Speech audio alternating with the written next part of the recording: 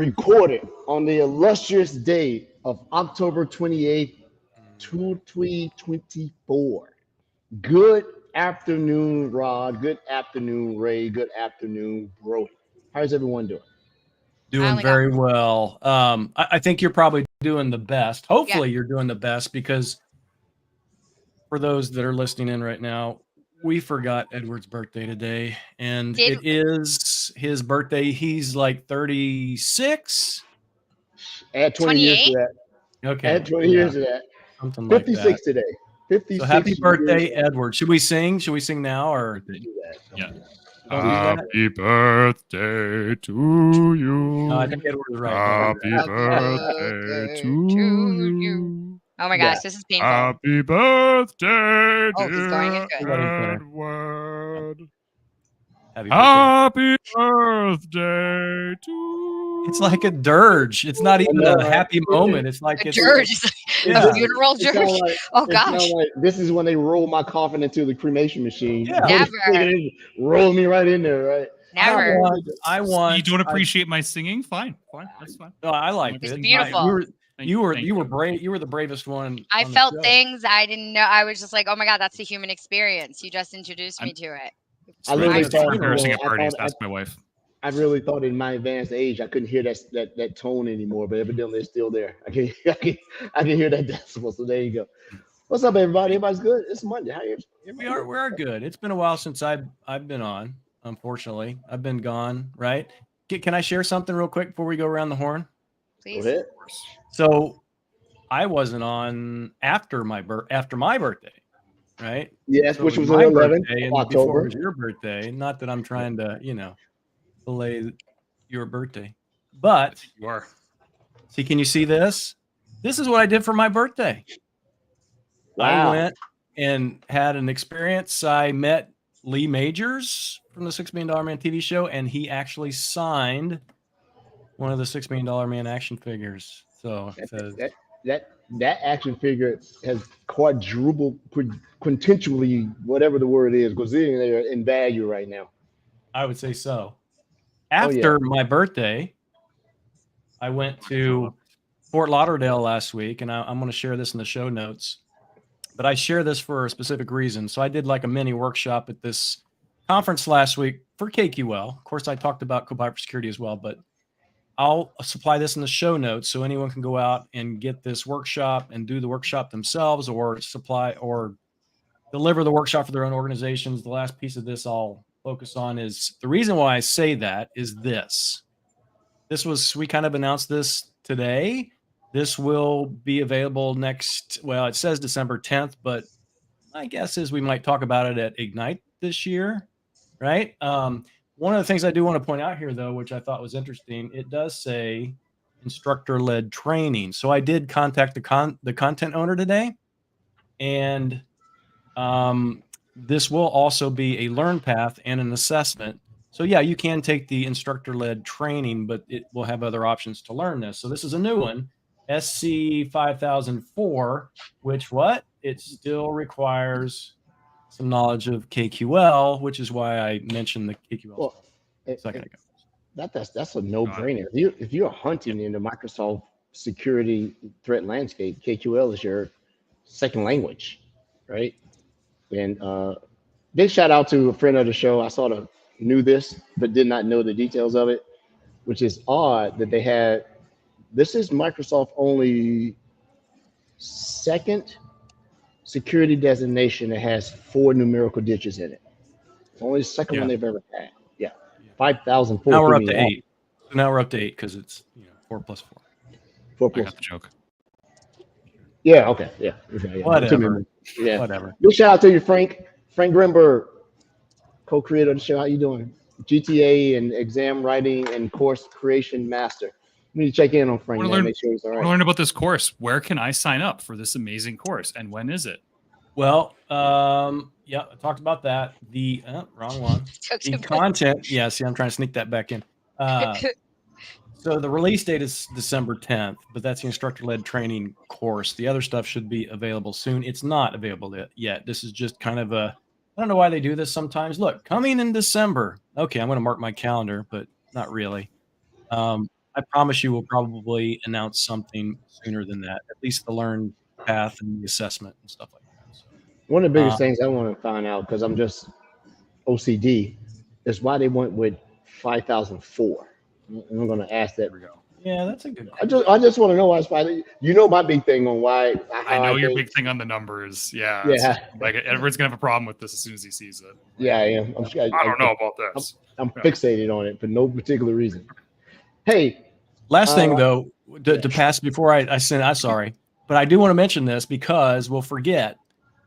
We do have an extra show this week. We do.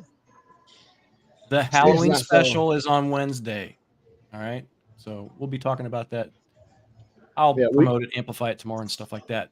It's not actually called Halloween Hunt, but I just love this picture that's what it was for. Pilot created. I was like, I thought you were going to do another, and then you're like, and in addition, okay, all right. It's good. I love it. It's beautiful. Yeah. And our special guest on Wednesday, it's going to be outstanding. We're going to have it's incredible. Jason, Michael, who else we're going to have on? Michael Myers. We're going to have Jason. Freddie. We're going to have Freddy Krueger. Freddie will be on. The scariest. We'll have Ray.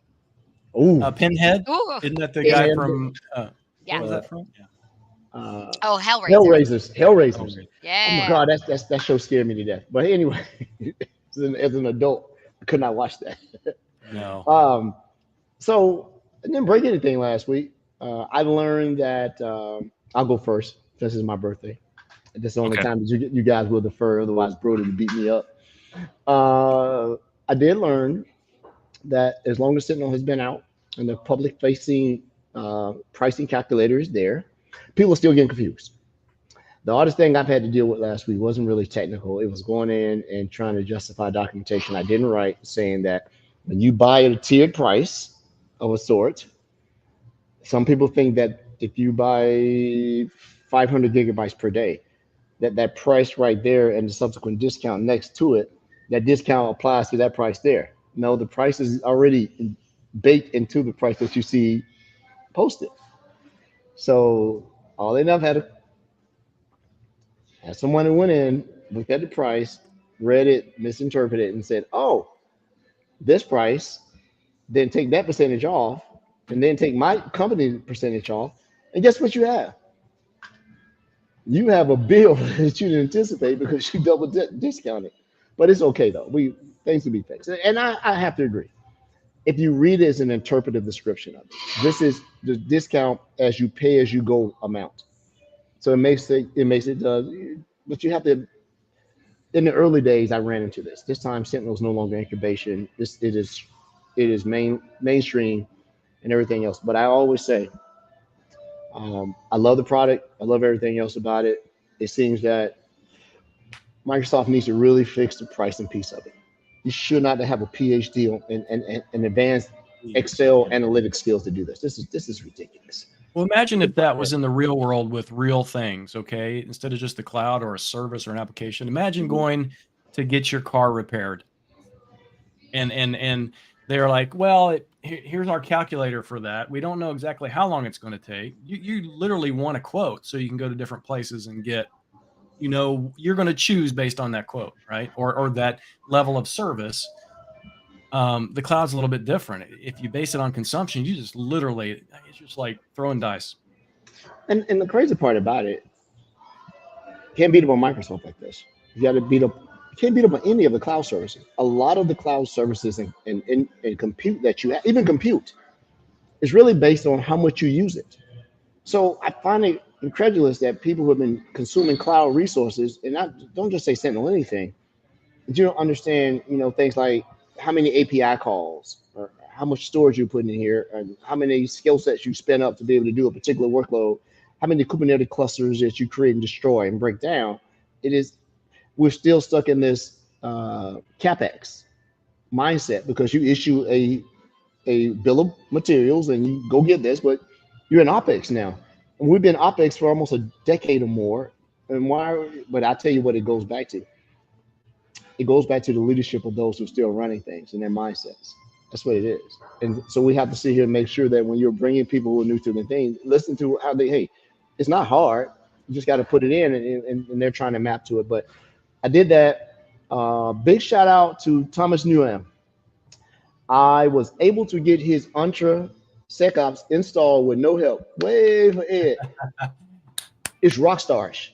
Yeah. You know, I grabbed the tiger by the tail. Or do you? I don't know what animal you grab by the tail. Like if it had been Cali, see, I wouldn't. It's I didn't struggle. I just went into it and got it right. And you're right. It's pretty straightforward. It will tell you if your PowerShell modules are severely out of date, Ed, and your version of it. And I got it all taken care of. But it was pretty much straightforward. Now, configuring an environment to be able to see some relevant stuff is going on. And another thing, if you're using, everybody's using a Microsoft Graph, but now you can see activity of your Microsoft Graph, who's doing what. So I went into that, turned that diagnostic on so I can pull that activity. That way, if you see people making calls against your graph internally against uh, unauthorized accounts, people are piping against managed identities, or even making the calls and extrapolating the data outside of your network, you need to see the graph of what people are doing in your environment. I put it in my lab. I got a lot of stuff in my lab. Nothing nefarious came up, but a lot of automated stuff that is just calling on behalf of stuff. I'm like, I have no idea what this is. So I started a huge audit around that to say, okay, what are these things to do? What I did notice, I need to pull Rod in because I'm not sure. I could have swore I saw something that referenced Copilot for security, and I could not figure what it was. It had a very odd name in it. And before I said it out loud, I said, let me pull Rod in on this because if it's capturing Copilot for security activity, then that's interesting. Now it can see Microsoft 365 Copilot. It can see that. That's obvious. It says it, but it seems like I bet this is security Copilot, but I can't be sure. So that's one thing I broke this weekend. Ray, what did you break? I build, fix. Let's see. I closed out my last class. I'm starting my new class, Critical Incident Command. So that's exciting stuff. We are coming down to crunch time for our Halloween Fright Fest special event on Wednesday. So working with the threat hunters on that. It's going to be like the hunters from the Defender Expert Service, but we're going to focus on all of the gnarly stuff that they've been seeing. So very, very much stoked for it. And then we have our upcoming public facing webinar November 13th. So working on like storyboarding that. So it's exciting to get to do the technical aspects as well as the community engagement for it. Let's see what else. Well, I'm here in Redmond, Mothership. So coming from New York, so here, a 3-hour difference, but I always feel like a superhero because I'm like, I am from the future. And now, and now I can do so much more. But just breaking hearts, but building them back up again. And that's really, it's my motto. There you go. Right. Send me the link to your webinar again. We'll put it in the show notes, by the way. Yeah. Brody, what about you? Can't dance? Can't dance. I spent a couple hours setting up a giant inflatable ghost on my front lawn during a windy day. That's a fun thing to do.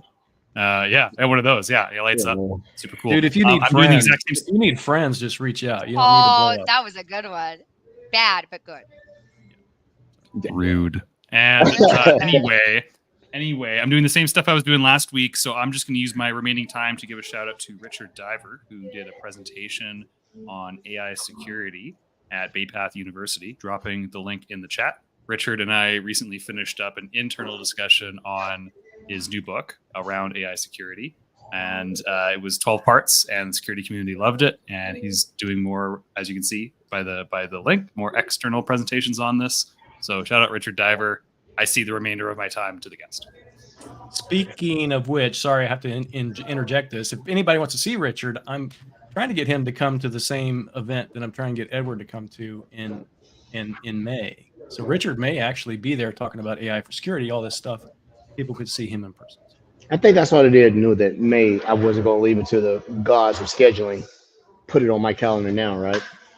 Yeah. And do it because that's one of my 2025 goals. I flaked, swung, missed, lost on being community building.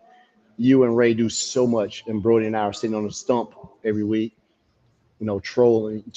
But you guys are always out there. Ray goes to all the events. She's taking it upon herself to do it. Rod obviously is on the circuit, speaking circuit. That's a professional goal for me next year. I got to meet someone Good word. I got to meet someone very influential this week, and I'll tell you guys about it next week.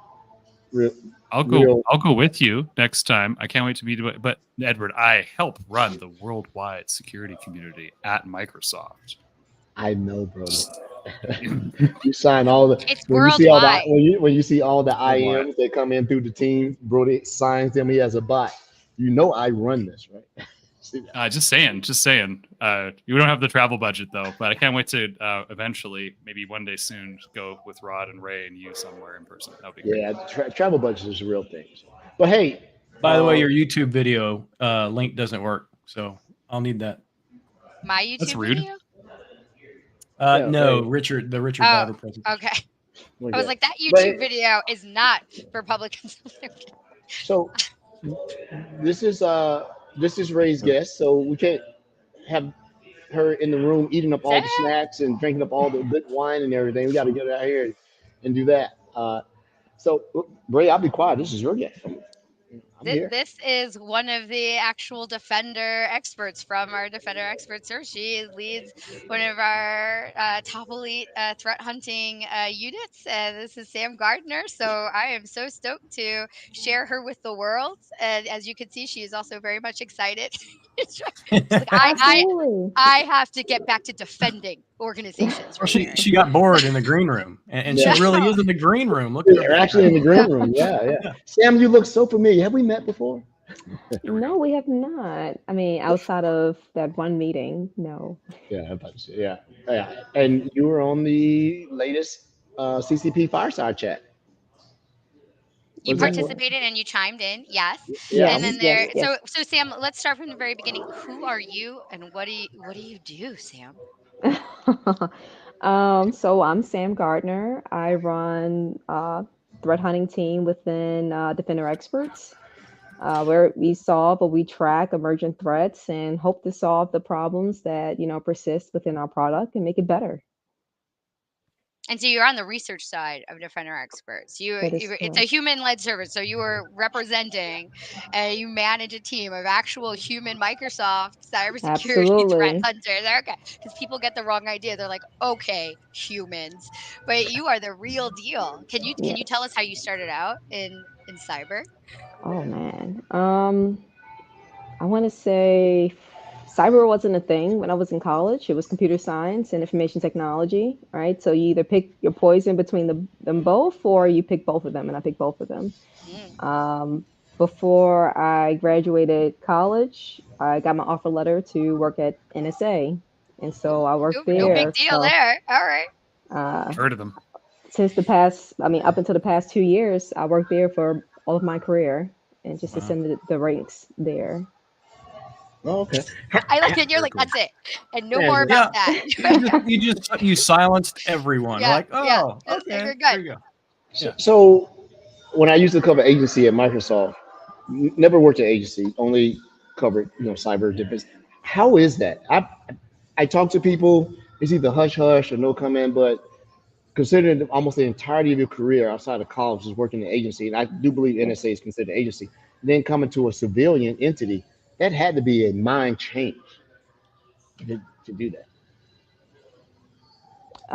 It was. I mean, less constraints, I would say. I was working for an agency. You are bleeding, from your ears, mouth, nose, with auditing, compliance, privacy, right?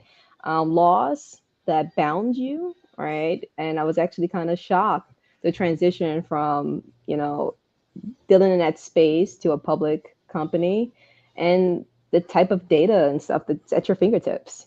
Right, that was very shocking to me.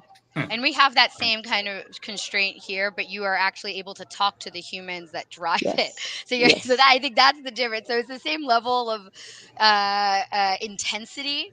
You're able to have the dialogue and then understand and kind of help shape the program around it, because we need to make sure that we are enabling the business of protecting folks, and that we can't be necessarily operating in constraints like that. I mean, I think it's two different aspects. I think there's the business side of Microsoft, right? And then from the agency, it's the flag, right? And so for us, it's one of those things of it's always protecting life, right? That starts number one. And then from there, it's cybersecurity and protecting information, right? But what bounds us together is the United States flag, right? And so it's a lot different than the dollar, the power of the dollar, right? Yeah. From dealing from the business aspect of it. Yeah. Did you find, I guess, maybe as you kind of transitioned into kind of commercial or whatever, other than the government, were your capabilities better, expanded? Were you? It just seems to me, I'm thinking, I go from this kind of strict regimen. We got to be super careful. We have all of these restrictions and guardrails in place. I'm sure we still have those. Otherwise, our customers wouldn't trust us. But at the same time, were there additional capabilities that were afforded you because you were doing it outside of that type of environment? Oh, that's a tricky question. I mean, I guess it depends on the mission and scope of those missions within the agency. I would sit there and say that you have to understand uh, what your objectives are, right? Like, so from the cybersecurity, right, or the information security space, protecting our information is important, but also protecting entities that falls in our breadth or scope. We have to protect them as well, right? And so for us, we get a lot of intel feeds coming in and discerning what's useful, what's not, what's within our jurisdiction, what can we touch, what can we not, because there are boundaries. There's clear boundaries between us, FBI, and CIA. Is clear boundaries, right? People think that NSA looks at all domestic traffic. That is outside our scope. We cannot do that, right?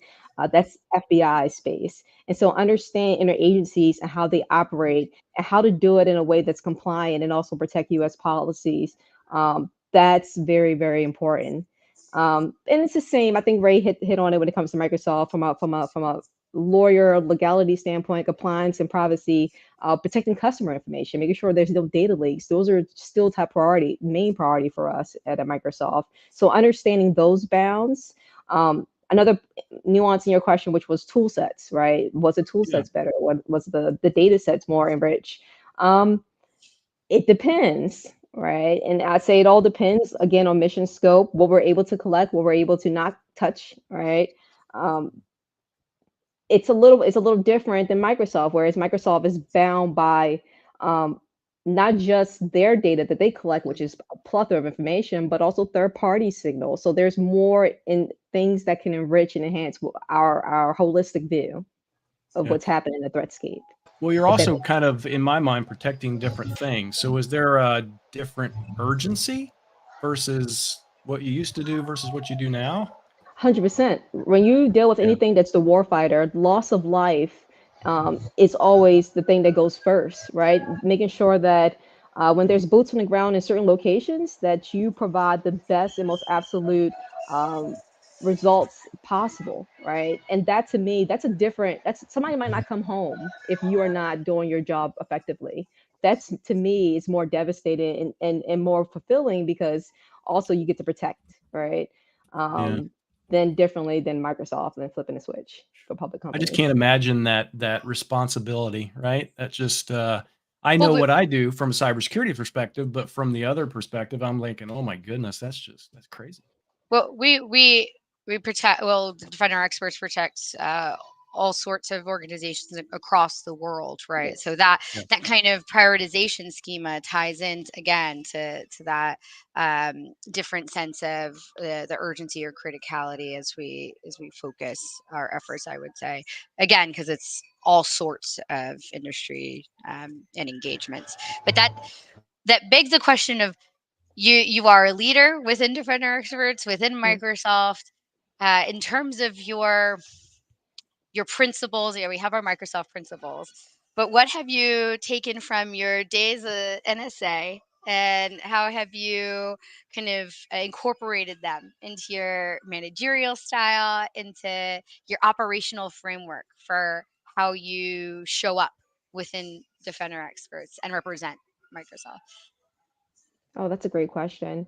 I think there's two things that initially popped in my mind and I'm going to go with them that you brought to my attention. Like one Microsoft, right? That to me really stands out because again, when I sat there and said like the flag unites us when I was working at NSA, also our Five Eyes partners, right? And so being able to harness not just the intelligence United States, but also our Five Eye partners, that to me, I don't think people understand that you're strong together as a fist than you are as an open hand, right? And that is a mantra that people need to understand.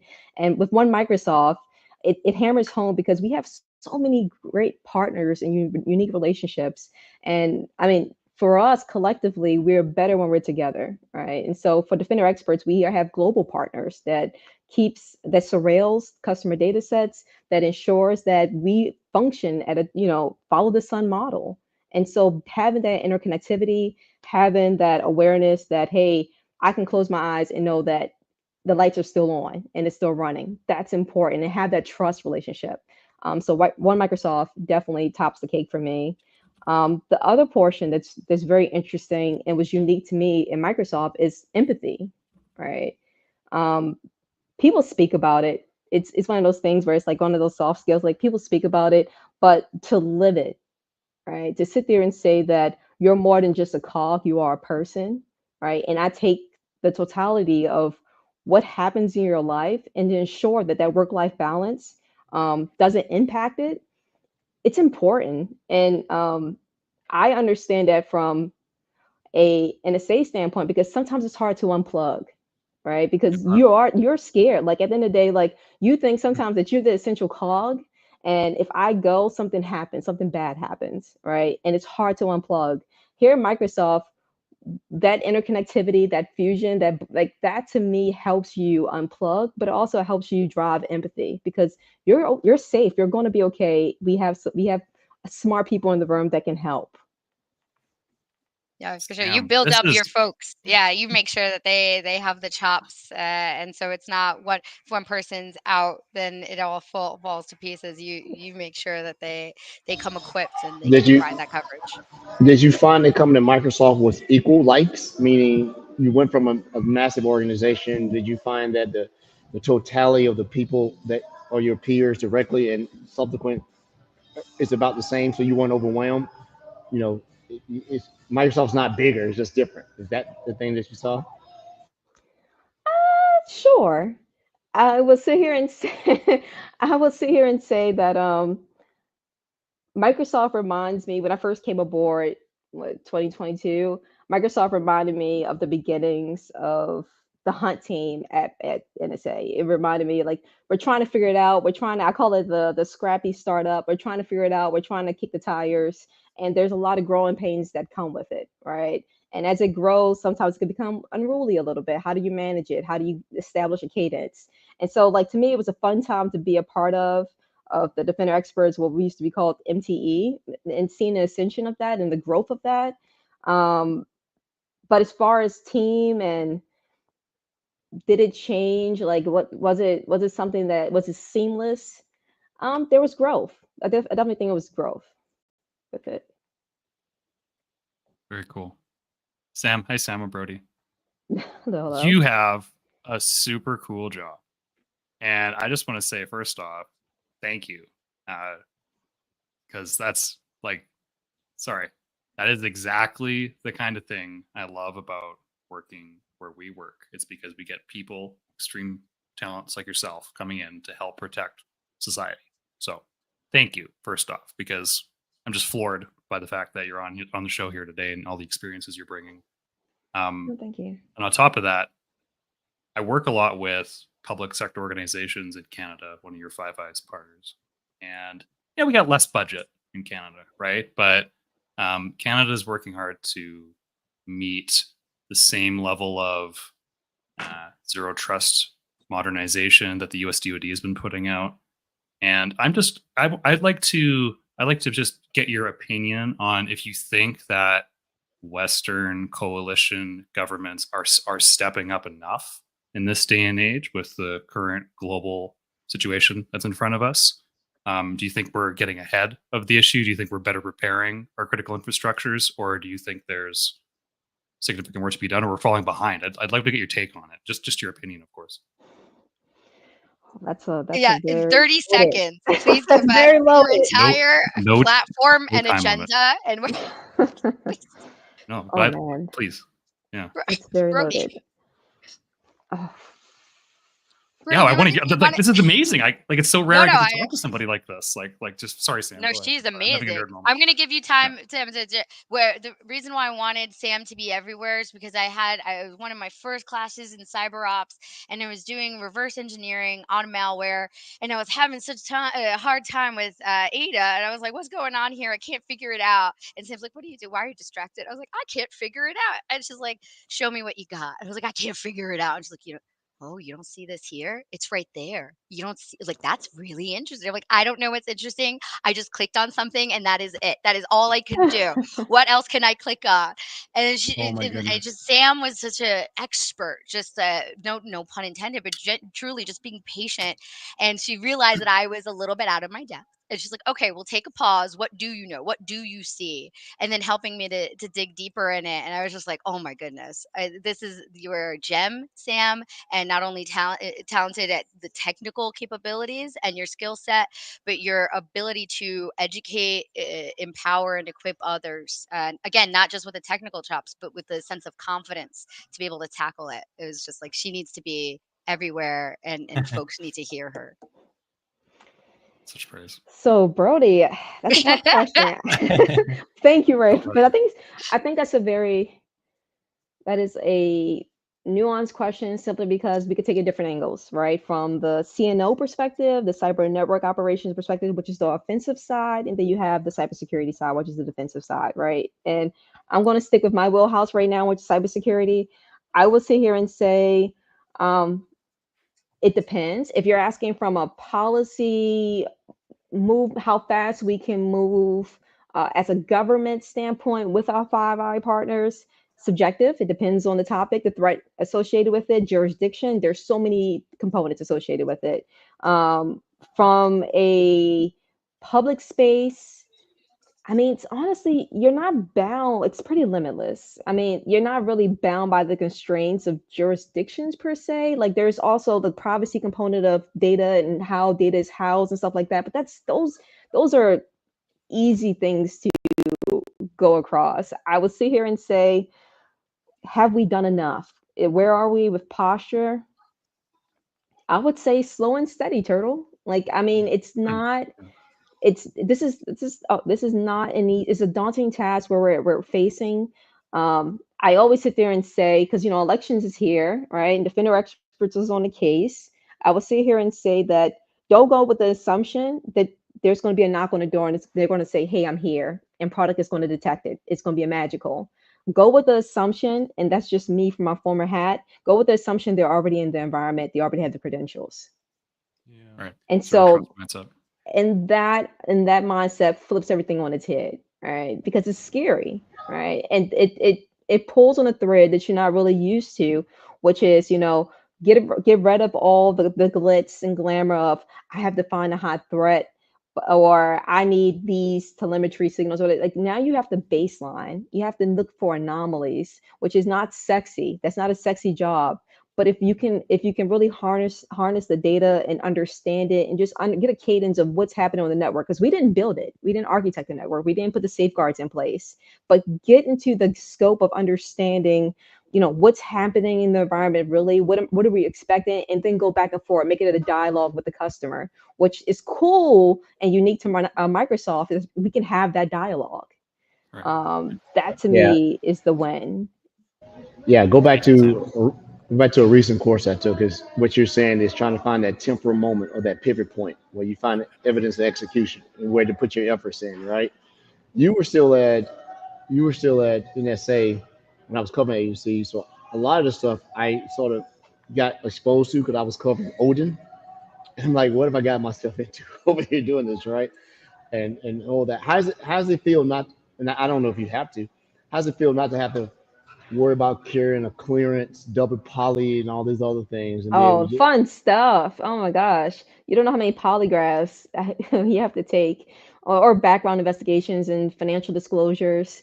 Um, that was probably the the most fun to get rid of coming over to Microsoft. I was like, oh my gosh, don't have to do this anymore. This is easy. Oh my goodness, let's start. Oh, more. This is the only paperwork. Perfect. I was trying to get a clearance, and they were still trying to go back and ask my high school girlfriend what my character was like. It was terrible. That's what my It's character the was pivot like. for me. It's like, give me 5 people and I'm going to multiply because I'm going to keep asking who else knows Sam from those 5 people. It is crazy. Yeah. So do you find yourself now getting away from having to do a sit rep and a readout every morning with your team to be able to just have a normal conversation? Hey, this is how we're gonna do it. I don't know the intricacies on how you guys come on to shift and work. Is it a different type of preparation with your team now?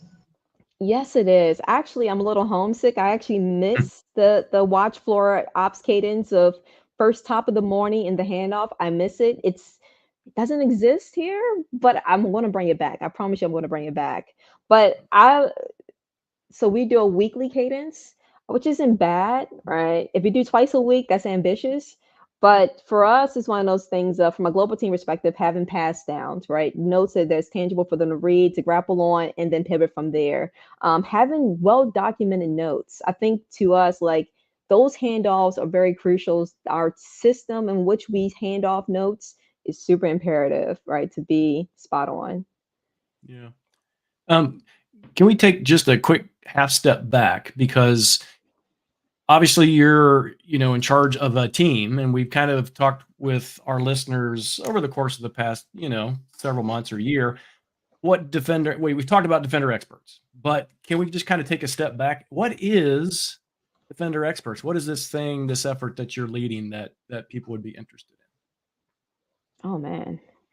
So for the fearless few, like I would sit here and say like Defender Experts are leading, or should I say the bleeding edge of our products, right? So where the product ends, we begin is always what I say. And to me, we turn on the lights. When the product stops, we continue. We try to illuminate things that hasn't been found, need to be found. We dive deep into, hey, this might be a slow draw for you from misconfiguration, but it's a bleed. It's bleeding, right? And if you don't stop it, a threat will happen, right? Um, to me, it's Now one of you're those. doing this for our customers, right? So you're a Yeah. team that works with our customers. They maybe potentially outsource, or how does that work? So this is a team that handles multiple customers, whether they're trial customers coming in or current customers.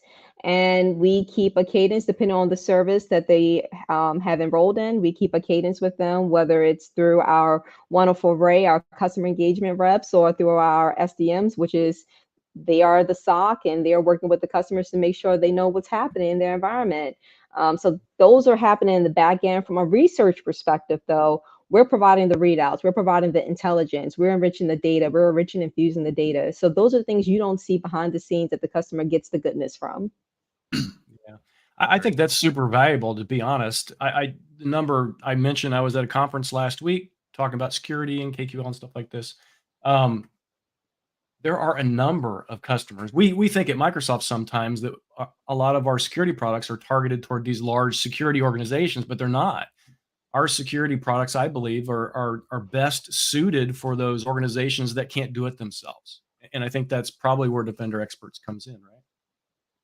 Well, I think it's more than just that. Like to me, it's one of those things of it can go from medium. I wouldn't even go to small, but from medium to large, right? The socks that you think got it all, because at the end of the day, there's always it's this is an infinite problem and you have finite resources. You can't hire them all. And so for us, it's one of those things of who knows our data better than us? We are Microsoft, right? Right. And who else can fix the problems better than us? Again, this is the gift that keeps on giving. Yeah. 78 trillion signals. We as 78 Microsoft. trillion. Yeah, and that's Oh, is it growing, up to right? 70? That was Is a it up couple. to 78 I now? think Yeah. that was the Yeah, last threat intel report, but I think we're probably higher to the be. signals Yeah. read like the stock value, right? Up a trillion signals this week, down a trillion signals. But I go back to something you said, Samantha. It is you start to see some of the legacy leadership get away from that old that moniker. I don't want all my eggs in one basket. And when you look at small companies and everything, when they come to a sole provider, first party provider, they tend to do better because what you have now is competing intelligence and competing opinion of all the products you have in. Am I going to believe Microsoft? Am I going to believe CrowdStrike? Am I going to believe Palto? So when you go to this best of breed, you now have to choose favorite on which signal and what telemetry has the validity for me to action on. So when you put all these things in your environment, who do you believe? But I'm a big martial arts guy. I believe if I know my technique better than the five that you know, I'm going to beat you because I'm a master at mine and you are a journeyman in yours. And I'm going to beat you in that because I'm just that good. But when you have all of these signals in there, then you start putting in professional favoritism in. Well, I don't believe what's coming in from the vendor. I believe what's coming in from here. I see that is paralyzed in a lot of organizations with all this who are following on the marketing. Oh, the more data you have in, the better you are to act. I don't believe in that. I believe it makes you have indecision on which ways that you pivot, which is why I believe AI is such valuable. There's no emotion in it. Here's what I got, and this is what I'm going to pivot on. And then I'll pivot away from it when I don't believe that it is providing enough value for me to go back to whatever the signal source was. That's the thing that I'm seeing. And marketing did this. Marketing did this with that assumed breach things you talked about earlier in the show. It went from something that had the industry taking that on, like assume you're a breach. I'm already in. Edward and Brody and Ray and Rod are in your infrastructure right now. But marketing took it and started fear mongering it. Assume breach, buy my product. And then they like, oh, this is just cry wolf. I'm not breached because you told me your product was going to get breached. What do you think about when people push back against platforms saying, well, I don't want to put everything in Microsoft's bucket because whatever? Or do you believe the opposite? Do you believe that the more sources and the more things that you get, the better equipped you are? Because I have zero intelligence on what, no pun intended, on what NSA was using for your stuff. So very opinionated, long statement, but the question was, do you believe more is better or concise is better? I mean, I'll never turn down data. You're speaking to an analyst. I'm sorry, the more the merrier. But I will sit there and say, you picked on something that I like. It can paralyze you, right? And that's scary. You can be inundated with data, right? But I will sit here and say that most of, like, I don't care if it's Tanium, I don't care if it's CrowdStrike, you pick your poison, but they're sitting on top of our environment, right? So they have filter drivers sucking in all the data that we get organically, right? And that's a layer by itself that is not fast because you're actually filtering on a third party driver. Like, that's just not fast, right? Yeah. And for me, it's one of those things of these companies, smart people. I know some very smart people, but I would sit here and say that I think people count out unless the power of Microsoft. I think they count it out, and it's kind of shocking to me. And I didn't realize. I think I was just talking about this with a couple of my team members before we got to Microsoft. We really thought of it as a technology company, right? You don't really think of Microsoft and think of experts per se. You think of developers, right? And I think to myself, right, as you know, you get part of the Microsoft ecosystem, Microsoft security ecosystem, and you start to really see like the elves that are actually cobbling the shoes in the background and refining the processes, hunting on the processes, feeding intel to various entities. I would sit there and say you get a whole new appreciation of how quickly they can pivot, right? You get and on top of it, how quickly they can pivot to our product. And that's something that to me is the glaring point when you talk about data, how we utilize data, whether it's actionable to mitigate a problem or bring awareness to the problem to our customer, or even better, fixing our product so that all customers can get this goodness. I mean, to me, it's a trifecta. Well, and I like that because what Edward was talking about earlier, that signal confusion, the more data, the better, obviously, but you also kind of sort of have to trust your data or that you're getting all the data. Absolutely. Right? Because I'll tell you, I'm not going to mention the name, but there's one product that maybe I work on all the time that doesn't provide all the data yet. So we don't know what's going on with this thing. I could call out Rod. Hey, Sam. So you dove into Defender Experts, and I'd really like to know what is the day in the life of Sam, right? What does that look like for a week? I really want to understand that a bit better, as best as you can describe, of course, confidentiality and all that. Getting harassed by Ray, I would say, is a big part of Sam's day. That's Yes, from that's why I'm 7 to here. 8 in the morning. That's from Yes. 7 to 8 in the morning. What Hey, happens Yes, after Ray? listen. Before the coffee kicks in, I will sit there and Yeah. say, day in the life. Oh, so it depends on what's happening. Is there a new vulnerability that just popped up in our queue that we have to triage? Is there an event happening? Hence the elections. Is there something hair on fire that's happening as far as a new find on our customer data sets or new finds that are happening across all customers, right? That we need to dive into. That really dictates the day before I even get into the cadence of what we're doing operationally as a team. Cool. Okay. And just to be clear, so if you detect, okay, elections, fine.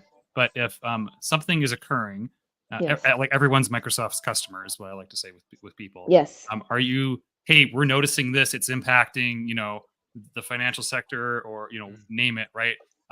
You don't have to wait for someone to call you. I think we call out when it's serious enough. Is that accurate? Yes, based on the criticality, based on the industry, we see something, say something, right? And so that's just being a good neighbor, right? It's saying like, hey, you might want to take a deeper dive.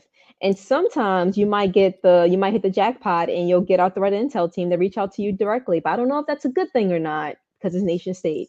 But it's good enough for you to know. Very cool. Go Ray. So here's another thing that I've been kind of. Oh, go ahead, Ray. I'm sorry. No. A couple of like, so to the earlier thread where it's like, is it better to have a single source of intel, or can you have a bit of diversification there? I've worked with customers across the board with the various situations, and the threaded commonality there is that they have either onboarded or renewed to the service, and this is no joke. This is real deal because of the content and insights that Sam's team have provided them. The customers still see that, like, oh, we have this other stuff going on and we really like our other stuff. We're not going to disrupt that, but damn, this is pretty good. This is good. You got more of it? Give us all of it. And then to the other point, day in the life of Sam, what are you doing? New stuff, thinking new.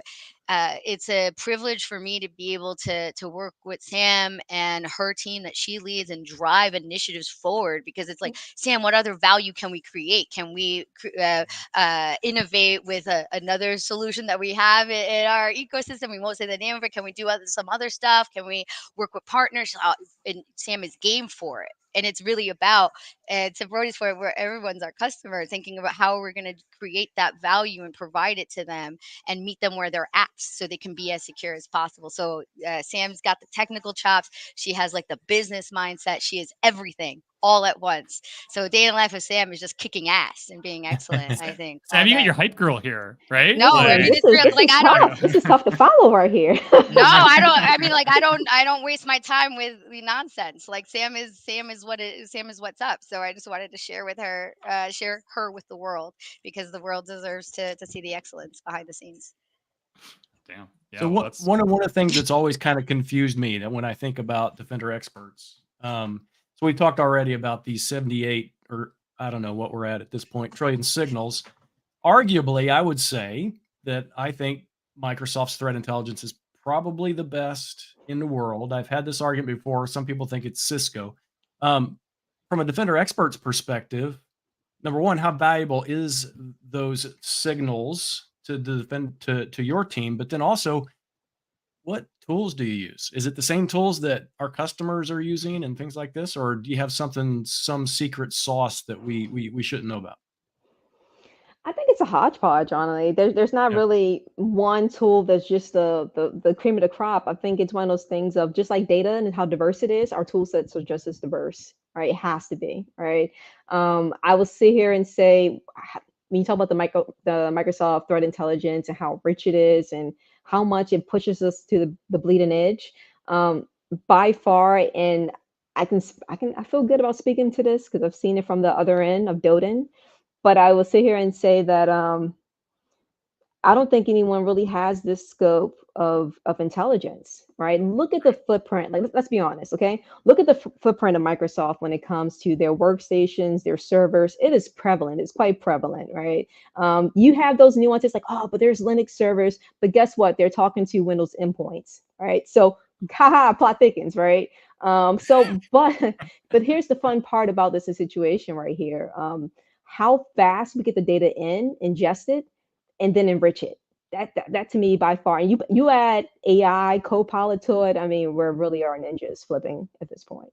But I think the biggest thing to note for me, seeing both ends of our threat intel, our partnership with threat intel, whether it's inside in secure spaces or outside in public spaces, I will sit here and say it's bar none, because you have to practice, whether if you're an attacker, you have to practice in the environment in which you are attacking, right? Aha, that's us, right? And so it's a double-edged sword. We're going to see it all from start to finish, and that you should be scared. I would tell every threat actor, when you talk about scary hours, you should be scared, because at the end of the day, we're there, we're with you every step of the way while you're buying the murder weapon. We're with you. And that's the fun part, right? That's the fun part from a red space and from a blue space of you're the customers, blocking it so they don't kick your door in. That's us. That's Defender experts, right? We want to make sure that the alarm never goes off, right? Speaking of murder weapons, one of the things that I noted about your bio, by the way, is that you are a Hulu subscriber. I would imagine that you have some show, because we watch Hulu all the time here at our house, and my wife's always looking for like murder mysteries. And so what is your end of the day thing? What do you do to compress? Is it Hulu? Is it games? Because you've talked already about this urgency working for the NSA and now, for Microsoft. That's a huge responsibility with what you're doing. You have to have some time to give to yourself, right? So what do you do? She's a professor too. Yeah. She teaches Yes, university. I just finished my fall semester for UMGC. I was teaching master's level intro to cybersecurity. Wow. That was fun stuff. Yeah. So Ray knows all the gory details. Forget my question. You literally have no time for yourself. Yeah. You're putting them all to shame. They're just like, oh. Yeah. Okay. I put up an inflatable ghost this weekend.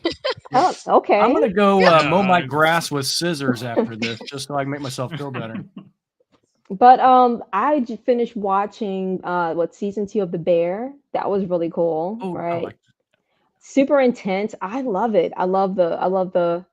There was one portion and it go from the first season to the second season about communication. You guys have to speak to each other. If you don't speak to each other, you're going to knock into each other. You're going to duplicate efforts. And I was able to parallel that to just the environment that I'm in right now, right? We have to keep communicating, right? Constant communication. Did you see this? Because I saw this. And how do we fuse it together? Because when we stop communicating, all of these are stovepipes of excellence. And I love that. I never really I've tied it together, but really communication is a level of efficiency. You're building efficiency by having good communications. And that's just like one of my OCD things. So I appreciate that. I just wrote that down. So. Yeah. Hey, Sam, would you recommend that folks who want to get into this field take a route that takes you to a public sector agency before coming to private sector? Do you find that has immense value versus maybe just starting in private sector and maybe staying? What's your opinion on that?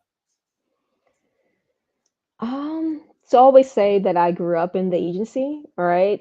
So I'm definitely biased and tainted. I think there's nowhere better, honestly. Like, to me, it's one of those things where you can learn how intel is curated, how it's not just curated, but groomed into something that's actionable, right? Actionable intelligence.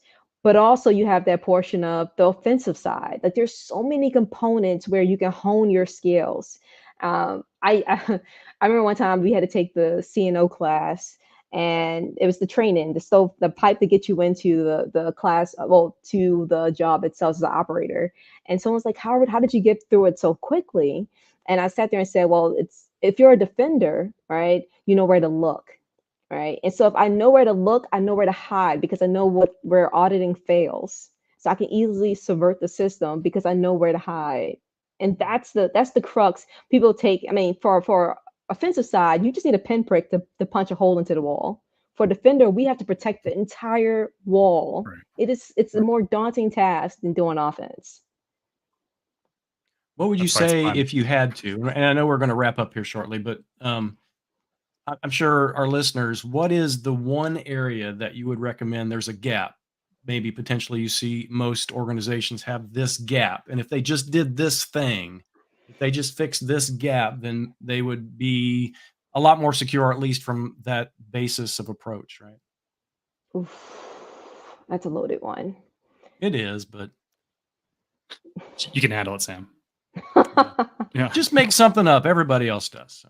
Just don't say MFA. I'm so sick of getting this question. It's MFA. No. No, because I would be like, well, the gap is you need defender expert, because that's because I'm heavy-handed. But I'm just Okay, like, what? right. Yeah. What's yeah. Sam going to say? Your gap is you're not using our service for That's crying why out I loud. was like, all right, Brody. I will sit here and say auditing policies, right? I will sit here and say, like, people are always wondering, like, hey, should I turn this on? What if it stopped things if I turn this on?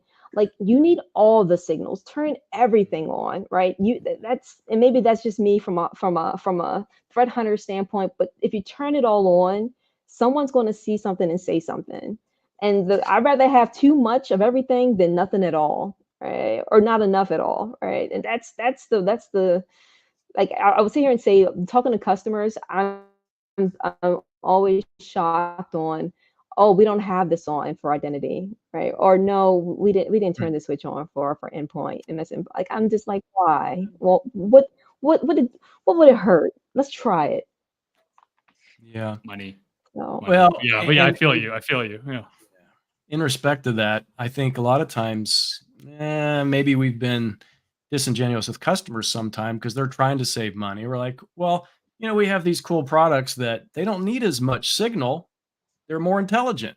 They can just take what you have and try to extrapolate something. But that's absolutely not true. Like you said, Sam, I agree.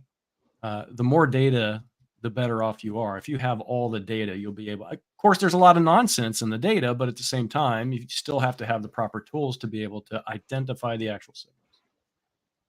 absolutely, yes, absolutely. I would sit there and say, like, even when it comes to like free services, like, people need to understand that just because it's free, like, you should look into it a little more. I love when people say, oh, I got this tool off of GitHub, I want to play with it. Might be a nice little Easter egg in there for you. So just be careful also what to say to most companies, because you'll see them, they're doing their RID testing, their pen testing, their RID team exercises, and they're using these new tools. And it's like, I don't think you realize what this tool is really doing for you. It's doing a little more than you thought.